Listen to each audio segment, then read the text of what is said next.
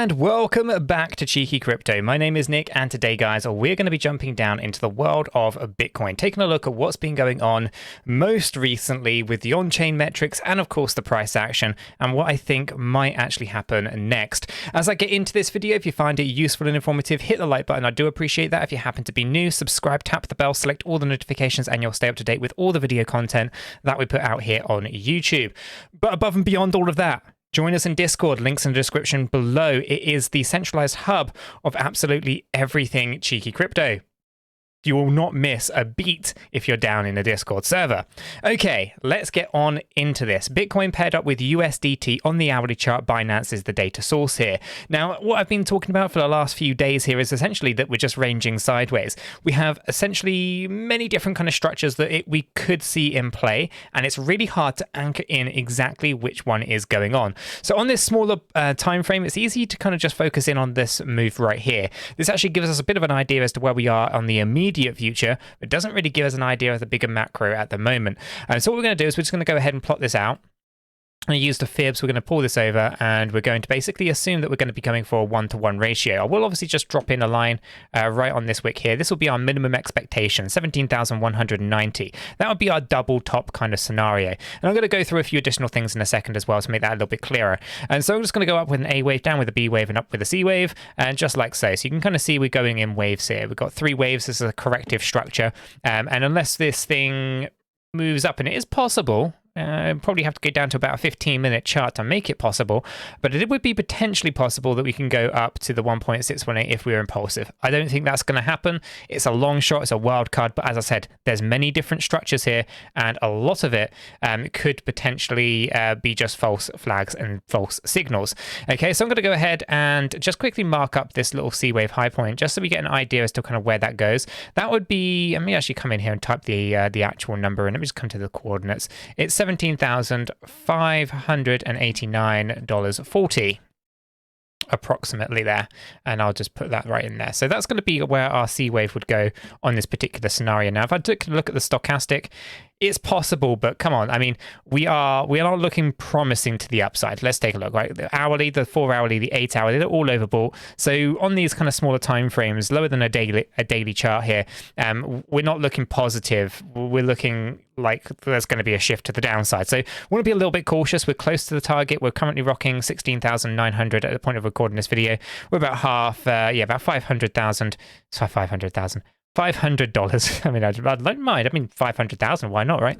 But $500 approximately off that target there. As I said, the double top is the interesting one to me. Let me get rid of those stocks for a second.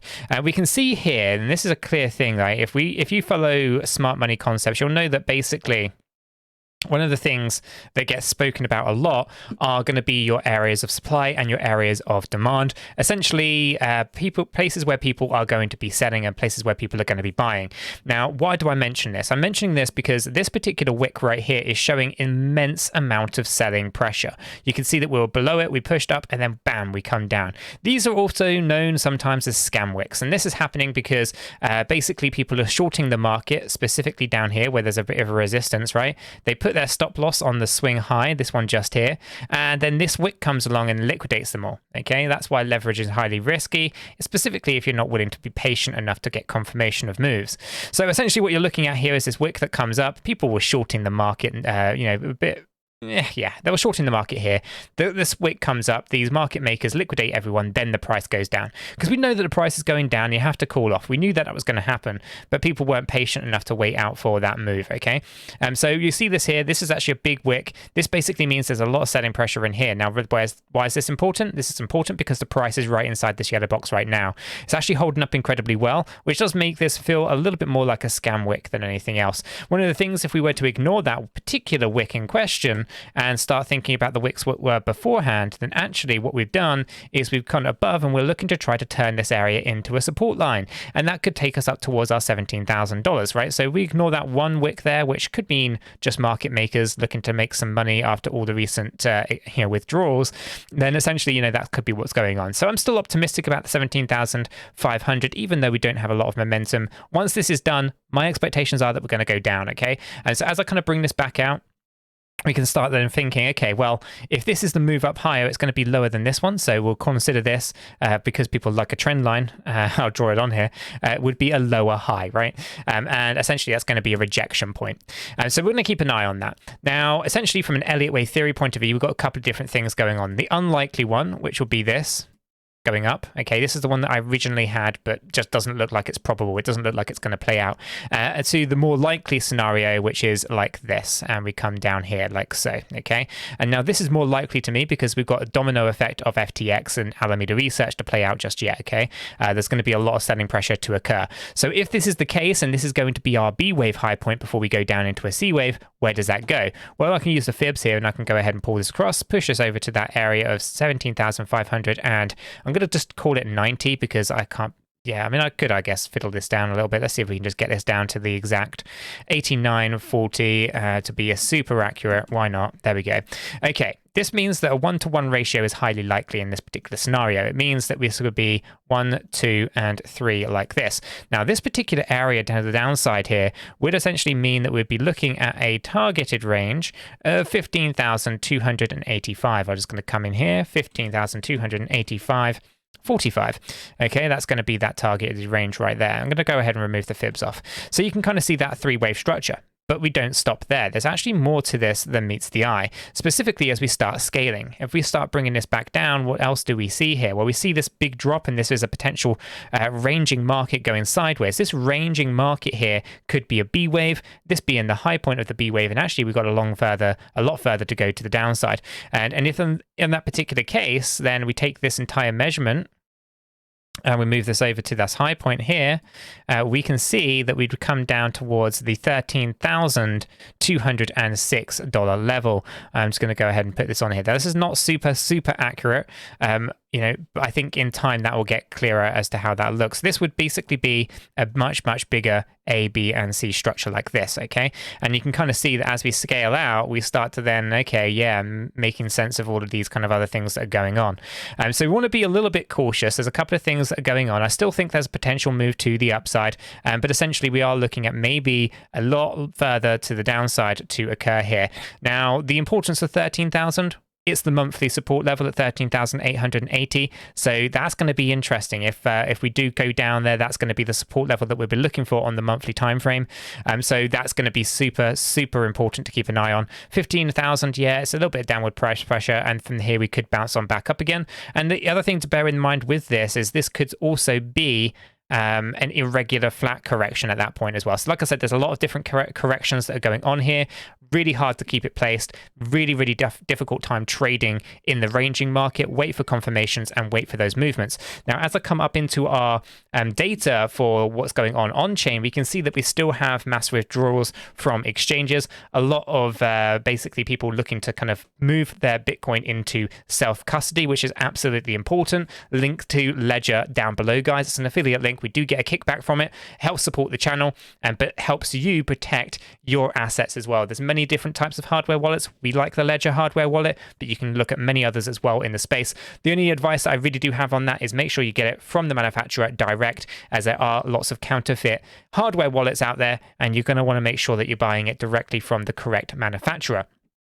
So we still have this problem, and this actually would be a positive, right? When we see the inflows and the outflows, and we have more in the way of outflows, the normal circumstances, that would be positive.